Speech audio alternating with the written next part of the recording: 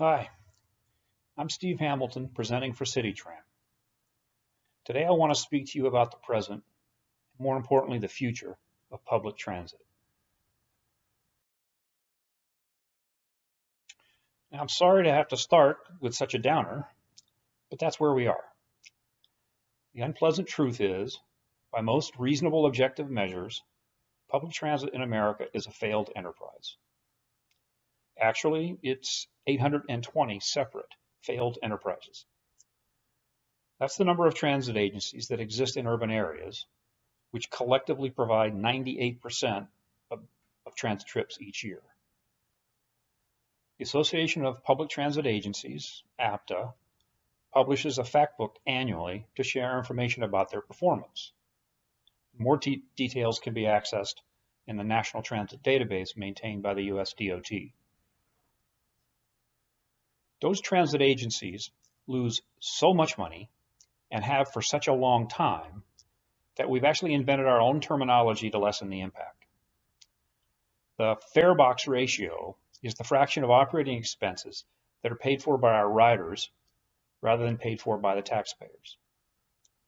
So we can see that we have a fare box ratio of 23.7% instead of facing head-on the fact that we lose 321% as a percentage of revenues each year.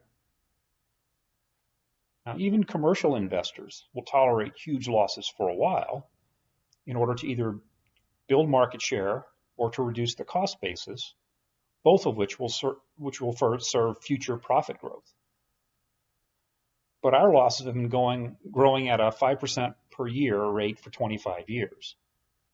Our market share has been locked at about 5% throughout that period, and our costs are still at $1.66 per passenger mile, which is more than twice the competition.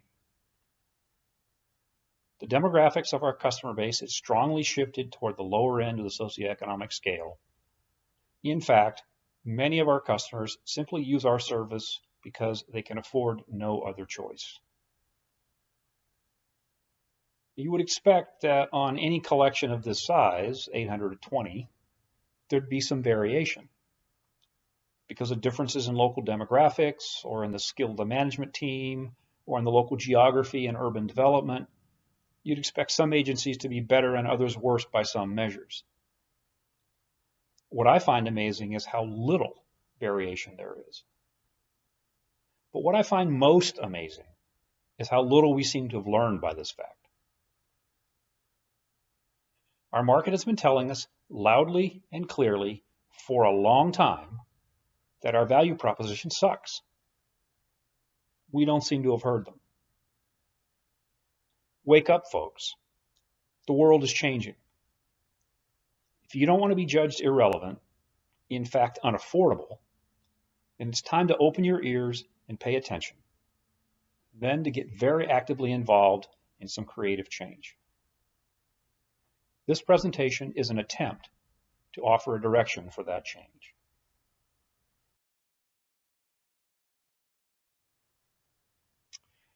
John Lennon famously wrote, "There are no problems, only solutions."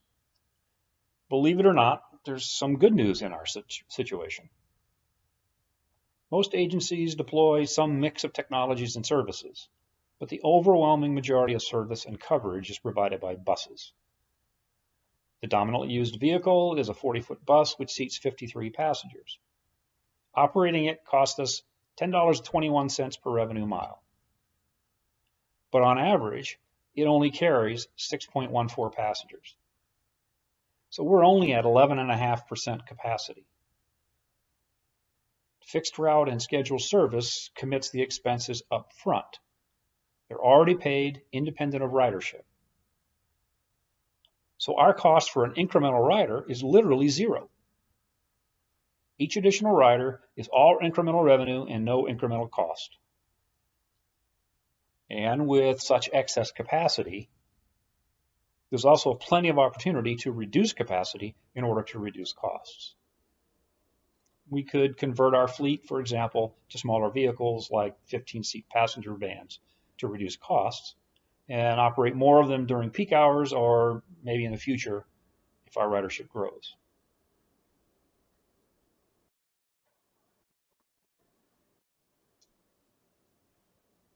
So the main goal must be to increase ridership, which means to increase our share of the total available market. That means we need to understand the total available market. A number of different studies and reports are available, and they all tell us pretty much the same thing. The one shown here is from the U.S. Census Bureau. It focuses on just trips to and from work. I've added the numbers along the left, which throws out the 4.4% of people who work from home and therefore don't commute, and it adjusts the other percentages accordingly. So transit already has a 5.5% share of the market. Now, there's no way to significantly expand the overall market. The people who commute are the people who commute. So to expand our market share, we must steal share from the competition. We can either go after the 4.9% of people who commute by foot, by bike, or by some other means, or we can go after the 89.7% who commute by car, either alone or in a group. People who are close enough to walk are not likely targets, and just some portion of 4.9% wouldn't really be big enough increase to make a difference anyway. So we really have no choice. We must convince car users to convert.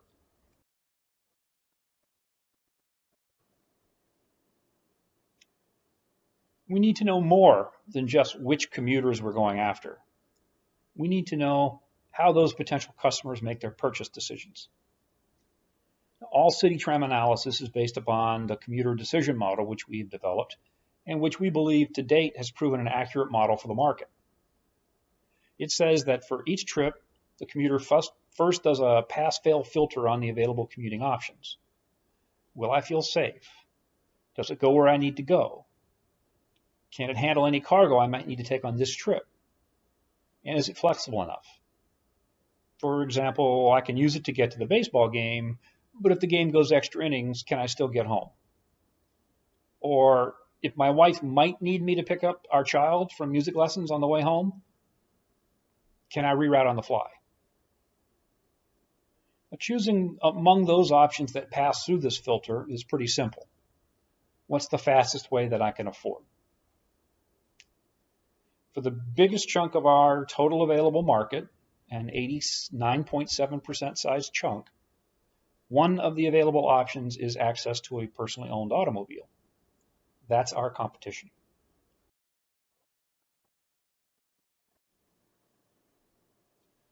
So our customer decision model says that the decision will be based upon speed and cost. We need to know where we stand competitively on both. Let's look at cost first. Obviously, the cost of ownership varies from car to car. The center point around which that variation occurs is 73 cents per mile. The two biggest components of this ownership are the actual purchase price and the fuel costs. Collectively, these are about 2/3 of the total cost. Obviously, there are some more expensive and less expensive cars, and more fuel efficient and less fuel efficient cars.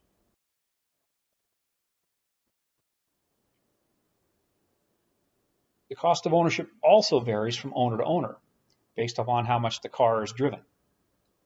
In this graph, we compare the cost of car ownership for various entities, assuming a $30,000 vehicle with a useful life of 200,000 miles.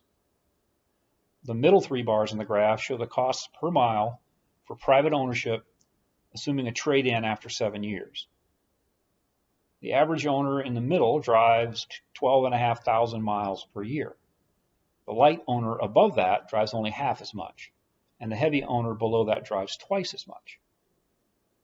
The topmost bar shows the cost the average owner would experience if he was a smart, patient, and disciplined buyer who buys the car and rather than trading it in, he drives it till it wears out after 16 years.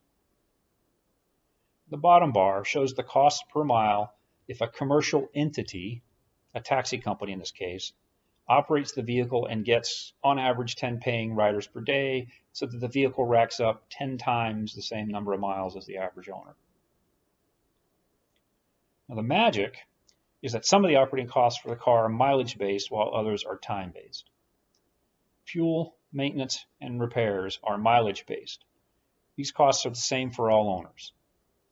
But vehicle purchase, financing, registration and licensing, and insurance are time-based.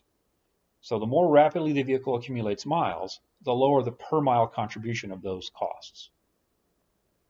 We can see that the average American pays 73 cents per mile for his personal car, with 19 cents of that being the boredom fee he pays for trading in his car before it wears out.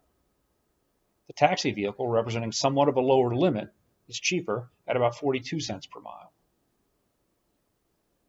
But the population of typical owner-drivers pay between 50 cents per mile and $1.21 per mile to operate their cars. The customers we seek to convert have already established that costs in this range satisfy their definition of affordable. So transit costs in this range will get us into the final decision-making process based on speed. Now that we know the target, let's look at where we are with respect to transit costs. Buses are by far the most numerous service offered by agencies and account for the biggest portion of rides delivered. Nationwide, operating a bus costs $10.21 per revenue mile. But on average, we only carry 6.14 passengers per revenue mile, which means our cost of operation is $1.66 per passenger mile. This means we would need to subsidize each ride by between 45 cents a mile and $1.16 a mile in order to be equally affordable to cars. Now, we need to more than double our ridership to a factor of 2.7 times what it is today in order to match the 73 cents per mile cost of the average car. So it seems to me we need to take a serious look at lowering that 10.21 in our costs. Now, Miami-Dade's Metrobus operates just a little bit more efficiently than the national average at $10.08 per mile. But ridership in Miami is very low. Our buses only carry 2.26 passengers per revenue mile. The cost of operation is therefore very high, $4.46. We've got some serious work to do there.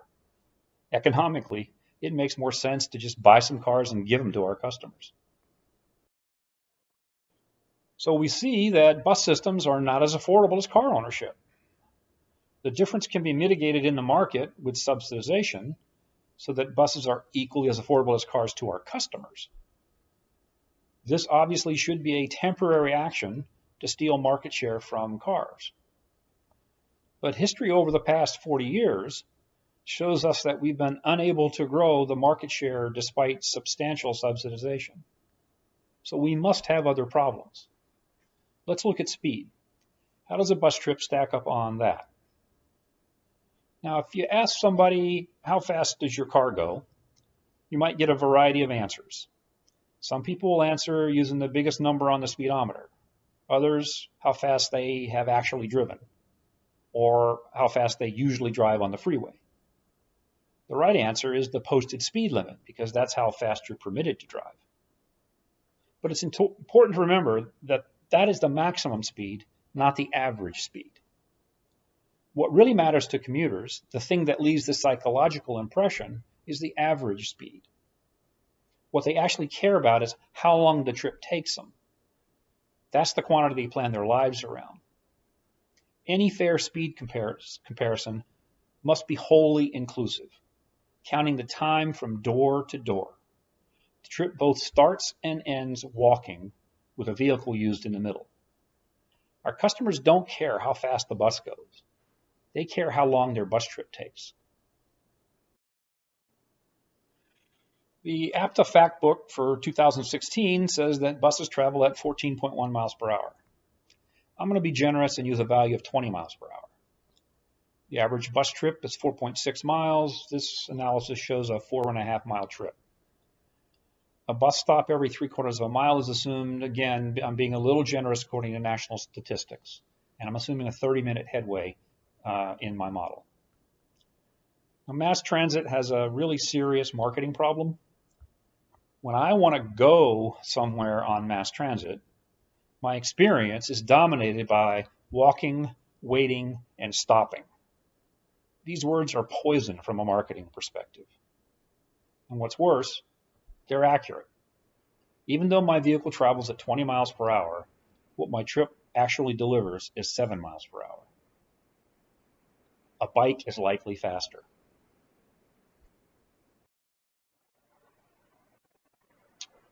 Now, I know this slide is a little bit of an eye chart, and I apologize for that. It shows a spreadsheet I created to model this case. The yellow cells are inputs that describe the situation. The time section shows the results and time breakdown of the trip. The rider spends 10 minutes walking, 15 minutes waiting for the vehicle, 3.8 minutes in the vehicle stopped at bus stops along the way, and only 13.9 minutes in a moving vehicle. The total trip takes 42.7 minutes to go 4.5 miles. That's 7 miles an hour. Wouldn't you take a car if you had one? Now, I created the spreadsheet so that I could do some sensitivity analysis. If we want to fix the bus travel, that is, increase its speed, then we need to know what are the most effective levers to pull. The spreadsheet allows me to systematically attack each of the time buckets and change the input conditions that affect each to see which have the biggest impact on the customer experience.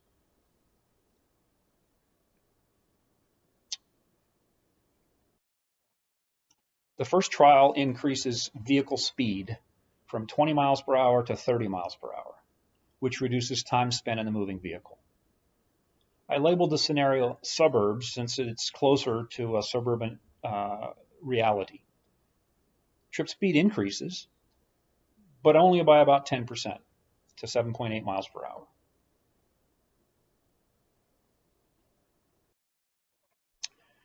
Next, I tried the express bus route approach. Skipping 2 of every 3 bus stops reduces the time in a stopped vehicle. This also increases trip speed, but not quite as much.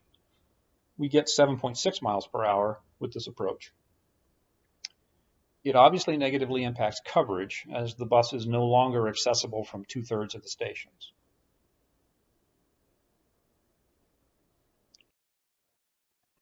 Next, I cut headway from 30 minutes to 10 minutes to reduce the wait time. We already have excess capacity and a cost problem. So I've labeled this trial van to suggest that we're going to swap out our fleet of big 40-foot buses for a slightly bigger fleet of smaller and cheaper vans. Reducing headway has a big impact, about 31%. We get to 9.2 miles per hour.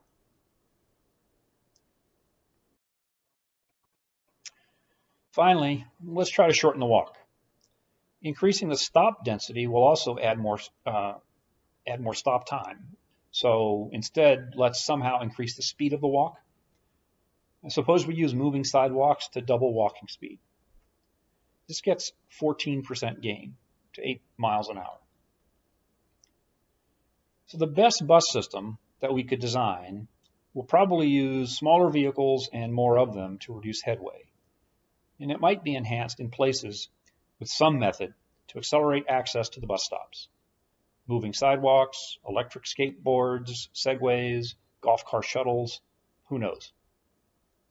But can it beat a car?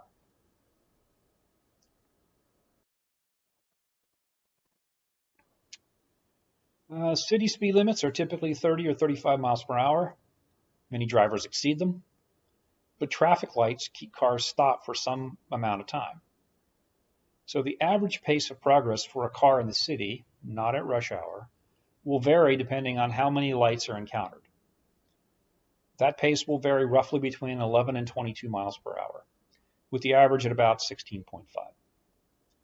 But in order to assure apples-to-apples comparison, I'm using the same pace value I used for the bus, 20 miles per hour. We've already done a great deal in our society to make cars accessible. We spend a lot of land on parking lots, and our zoning codes require them to be close to where the people are, et cetera, et cetera. So I've reduced the walking distance for cars in my model. Otherwise, the input parameters are identical to the bus scenarios. The total trip time is only 18.5 minutes. That's 4 minutes walking and 14.5 minutes in a moving vehicle. The time stopped at traffic lights is accounted for in the 20 mile per hour vehicle speed, just like it was for the bus. No time is lost waiting or in vehicles stopped at intermediate points. The result is 16.2 mile per hour trip. That's 131% faster than the bus and 76% faster than the best bus. Note that even if I reduce the car speed by half to model what might happen at rush hour, the car is still roughly a match for the best bus. But we're not running frequent van service, and even if we did, their speed would degrade in rush hour also.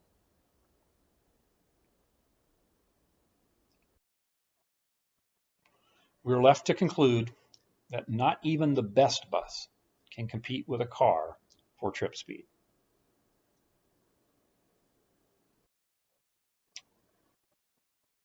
Okay, so I think we're left with a pretty consistent picture, albeit an unpleasant one.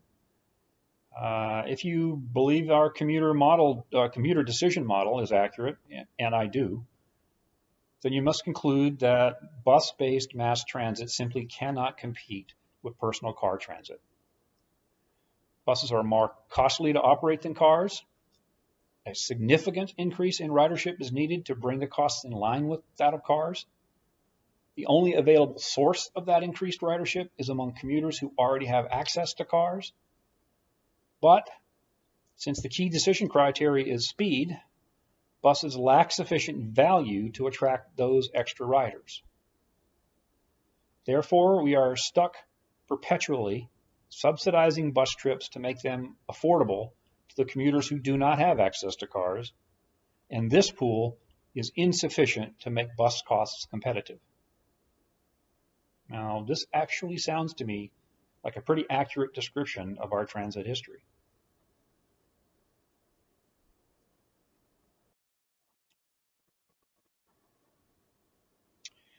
Now, I want to generalize this bus analysis and say it applies to all mass transit. But precision is critical here to avoid mistakes. The cost challenges are clearly greater for a bus because it is mass transit. The bigger the bus, the higher the acquisition and operating costs. But as the analysis showed, those costs could be overcome with sufficient ridership.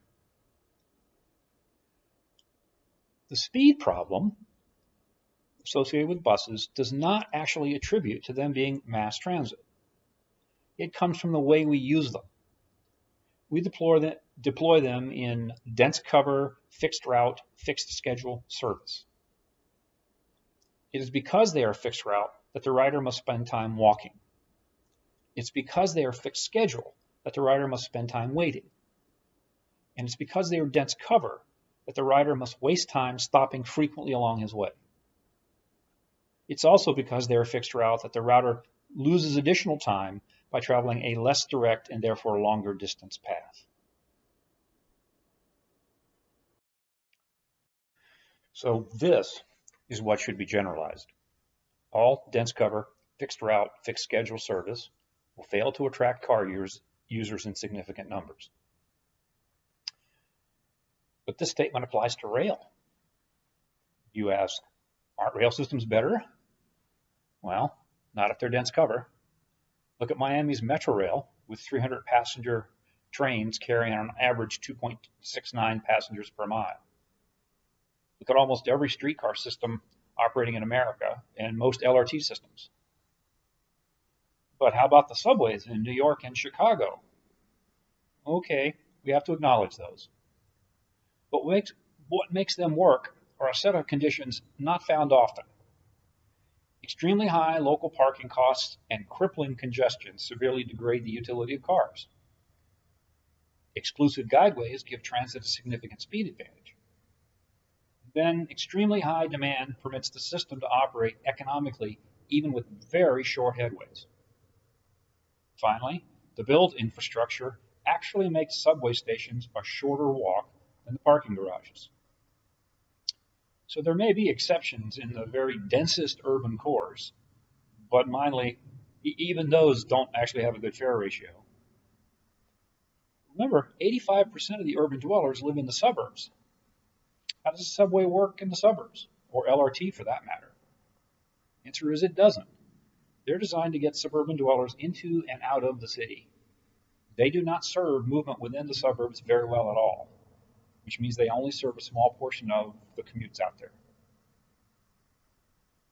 The overall point is, relative to cars, the dense cover, fixed route, fixed schedule model has many opportunities to lose time, walking, waiting, and stopping, and only one opportunity to gain time, vehicle speed.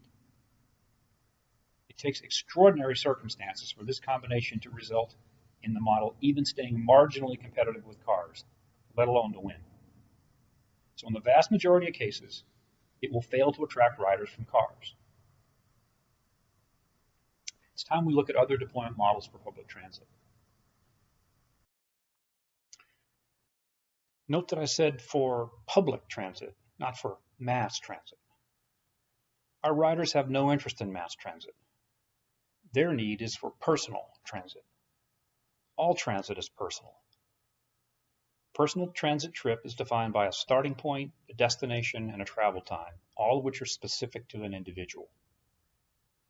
Now, it may be our decision to provide for that personal transit using a mass transit technology because we think it brings us benefits. But we should be careful in making such decisions to keep the customer's perception of value front and center.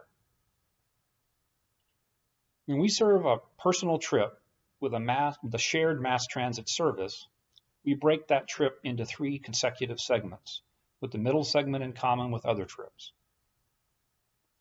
As long as that common segment dominates all trips, then the shared implementation of it does not overly burden the individual personal trips. In short, mass transit can be used for personal transit conveniently.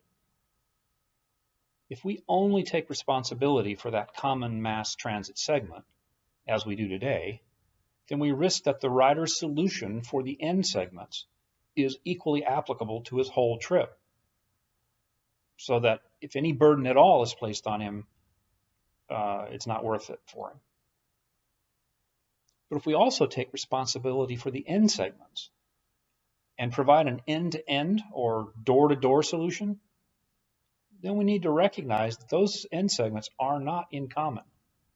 They are not solvable with mass transit. I think it's time we recognize that mass transit is a partial solution at best, and therefore, for most potential riders, a non-competitive solution. We need to examine deployment models that deliver an end-to-end solution, just like cars do.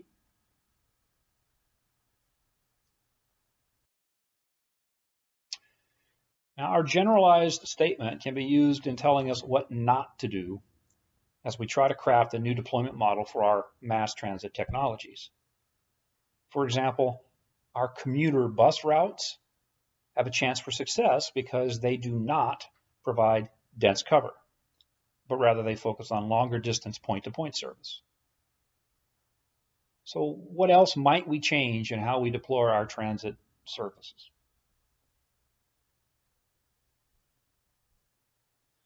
Fixed schedule seems to me to be the most important thing to avoid.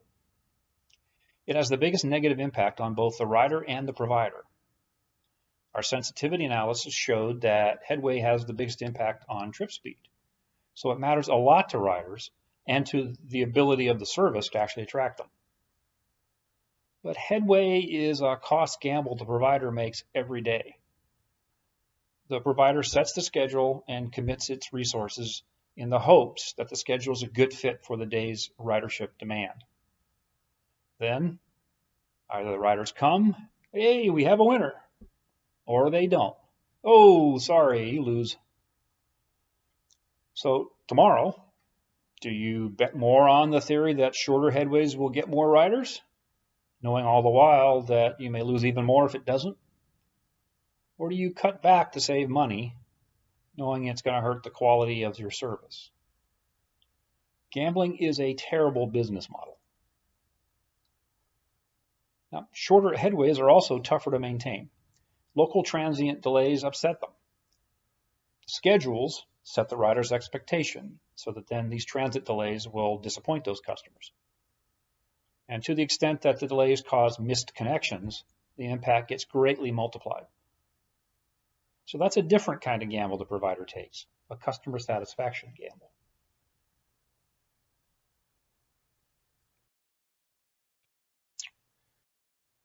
Now, the biggest value of fixed schedules to the commuter is they put a cap on his wait time.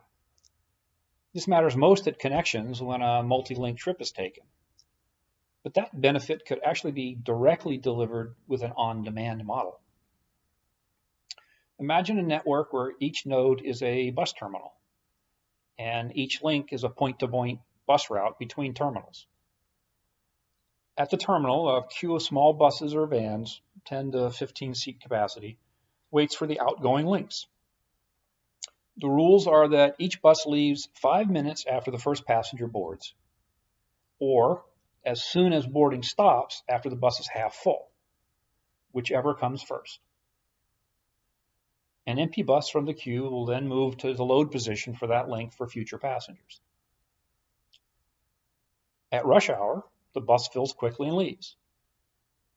Off-peak hours, the bus leaves in 5 minutes or less.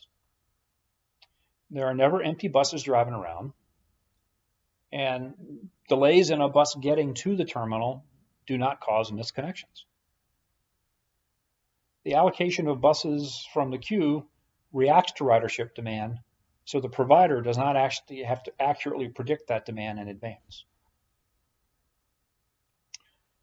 Now, it's worth noting that this system has great green potential as well. Vans moving at about 20 miles per hour nearly constantly during a 2 to 3 hour rush hour would cover about 60 miles. That's easily within the range of an EV van. Outside of rush hour, they would spend more time in the queue at the terminal, which provides an opportunity for recharge.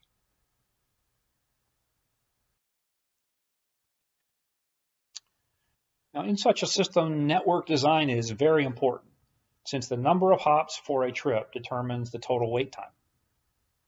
But even a 12-hop trip results in 60 minutes of total wait time, and that's comparable to what current off-peak headways are for a single bus link. During peak periods of the day, at each node, the delay is very short, just unloading and loading time. Good terminal design, which enables short cross-platform type transfers, can make this extremely fast. Obviously, the terminal-to-terminal links need to be relatively big so that the rider spends more of his time traveling between terminals than he does transferring at terminals. If the provider system determines the end-to-end route for the user at the beginning of the trip, then the provider can learn from usage patterns and evolve the system to actually try out different and better networks. You can also change the network to deal with temporary obstacles like road construction. Now, the convenience of a single-seat ride is lost for most trips. But if you ask commuters to choose between a single-seat ride and a fast trip, I'm confident the vast majority will choose a fast trip every time.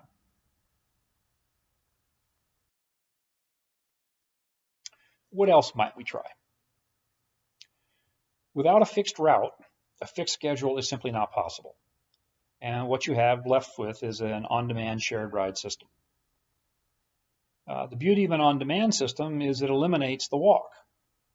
This avoids both the lost walking time and the inconvenience of it, especially in unpleasant weather conditions.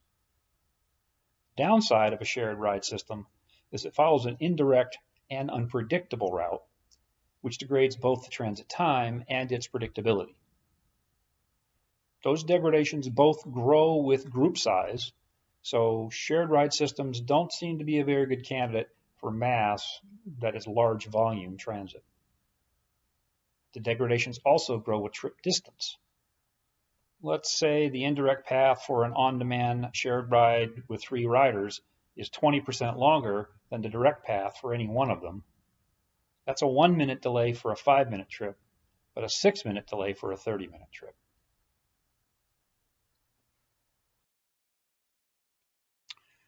Today, we use the least expensive solution we have, buses, in order to provide the vast majority of our transit coverage.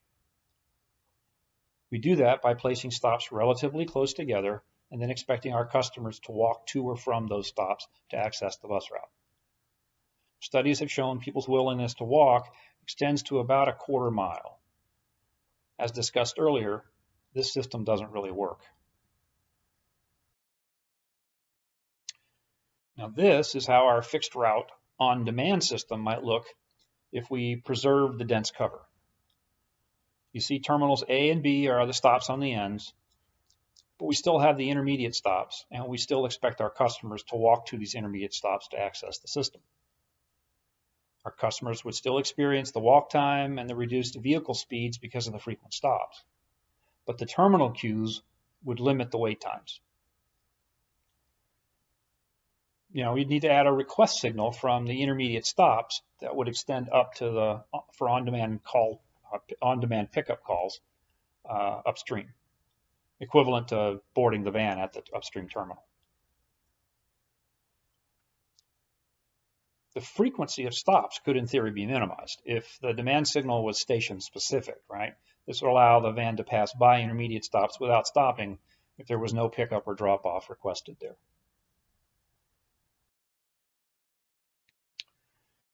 Since a variable route system is best for small groups and short distances, it actually is a better solution to provide for our dense coverage. This leaves the fixed route system to do what it does best: move volume at speed. Both systems can operate in parallel out of the terminals. The pickup drop-off service eliminates both the inconvenience and the delay of the walk.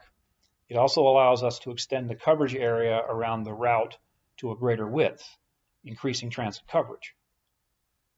Eliminating the intermediate stops increases the vehicle speed along the terminal-to-terminal paths.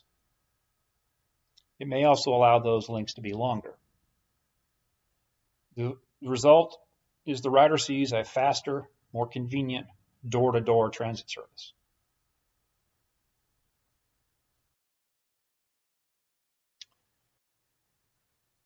Now, there's one more decision we should look at seriously. Our current systems and thinking are dominated by mass transit. That is, use of large volume shared ride vehicles. It's easy to understand how the system evolved to look like that. It's simple economics. Most of the cost is in the driver, so it makes sense to move as many people as possible for that cost. But we should not let history become habit and then habit become stupidity. How should our thinking change when the cost of the driver goes to essentially zero? Now, hopefully the concepts I've presented so far show how a larger number of smaller vehicles can provide a system that delivers better service to riders and many operational benefits to the agency providing that service. Economically, that system does depend upon lower driver expenses. But there's another aspect to this. Everyone is anxiously awaiting the arrival of self-driving cars. When they arrive, they will certainly enable the type of system I've described. But that system will still be limited in important ways. Self-driving cars are still cars. They will share the same infrastructure with the current cars. They'll still be slowed by traffic lights and congestion. So vehicle speed is going to be limited. We've seen how the most successful transit systems use exclusive guideways to avoid these problems and gain a significant speed advantage over car travel. On exclusive guideways, zero-cost drivers are not coming in the future. They've been here for years. APMs, automated trains, and surface automated shuttles are examples. Of course, the cost of the guideway is always a concern. But our notion of that cost is formed out of the mass transit habit. Large volume vehicles are heavy. In order to safely bury them, elevate them, or otherwise separate them, you need big, bulky, and strong structures. These structures are very expensive. Also, often they have visual and physical impact on a neighborhood that makes them unpopular. But suppose we take that one big mass transit vehicle and we break it into a number of smaller, lighter vehicles, and we separate them by some distance. Now the burdens on our support structure are significantly reduced. That allows a much smaller and cheaper support structure, one that is far less visually intrusive and less disruptive to construct. Structure is much cheaper, as much as an order of magnitude cheaper, in fact. So while it is important to break out of the dense cover and fixed schedule boxes, it's also valuable to break out of this "it must be big" box.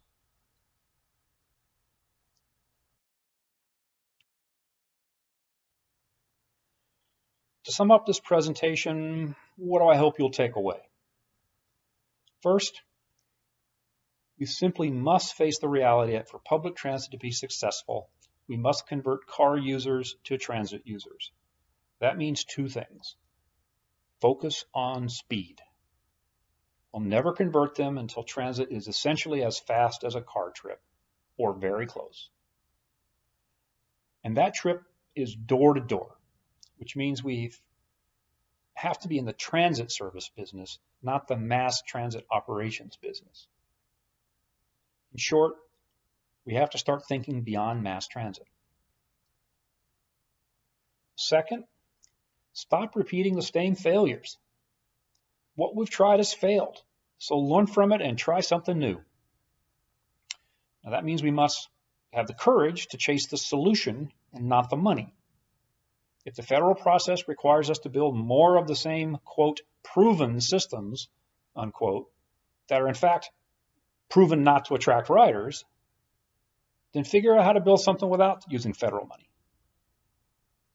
Otherwise, we get federal money to help build a proven technology system that won't convert car users, and we have to carry those subsidies of operating it for years to come and still deal with congestion.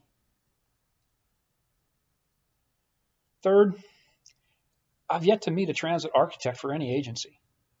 As a 40-year engineer in product development, I don't know how you develop a system without a systems architect. And I'm sure you've heard the saying, a camel is a horse designed by a committee. Architecture is the artistic process of engineering a form to satisfy a function. It's not just shopping from a list of available purchasable products. It's understanding the technology and making trade-offs. It's figuring out what items to purchase and how to apply them for a purpose, and also when a purchase would be too big a compromise so that original development is warranted. Waiting for the industry to develop what we need will not work. They don't understand our needs, capabilities, and limitations. And what they develop will serve their needs for sales, for revenues, for customer lock-in, etc. first. We need to architect our own solution and push the requirements down to potential vendors. Thanks for investing your time, and I hope I've given you some useful ideas to consider.